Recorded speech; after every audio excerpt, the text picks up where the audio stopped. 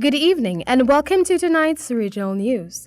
Coming out of Jamaica, a 36-year-old male teacher at a prominent high school in Westmoreland in Jamaica, who was last week arrested and charged for allegedly raping a 16-year-old female student of the institution, was granted bail in the sum of $500,000 with surety when he appeared in the Westmoreland Parish Court on Tuesday, June 25, 2019.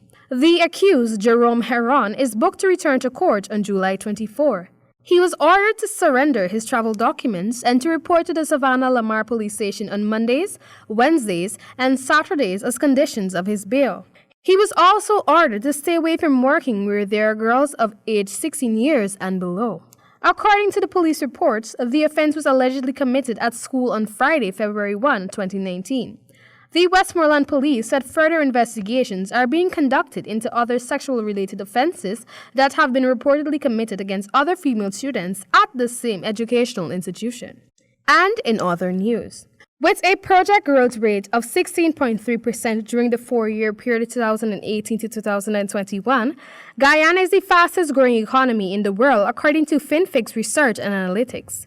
With a GDP size of $3.63 billion, a growth rate of 4.1% in 2018 and 4.6% in 2019, Guyana's economy is expected to grow by 33.5% and 22.9% in 2020 and 2021, respectively. Back in 2000, the U.S. Geological Survey identified the Guyana-Suriname Basin as the second highest resource potential among unexplored oil basins in the world. ExxonMobil U.S., Esso U.S., Hess Repsol Spain, and Adarco US, Total France, Tullow Oil UK, and CGX Energy Canada have been a part of the exploration and drilling activities over the years. ExxonMobil Guyana has made 13 discoveries since 2015 and plans to begin producing up to 120,000 barrels of oil per day from the Liza phase development. Guyana is projected to be among the world's largest per capita oil producers by 2025. The other nations include Ethiopia, Rwanda, Bangladesh, and India. We turn now to Trinidad and Tobago. The umbrella body for employers in TNT is calling for a special policy to allow for the proper integration of Venezuelan migrants to the local labor force.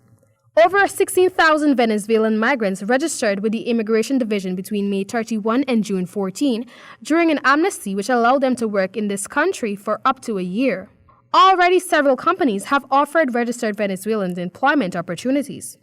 Officials of the Employers Consultative Association said there were several gray areas for employers who are hiring these migrants.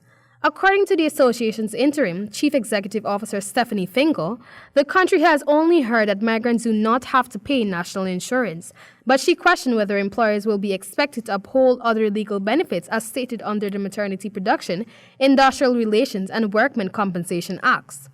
Fingal said under those pieces of legislation, there was nothing which states a migrant worker was not eligible. In fact, she stated the legislation only made a reference to a worker. Vice Chairman of the association, Farzan Ali, said the government may have jumped the gun in allowing Venezuelans to register before putting together a national labor policy for migrants. However, he insisted that it is not too late for migrant workers and expressed hope that the ECA will be called to the table by the government to have such a policy put together.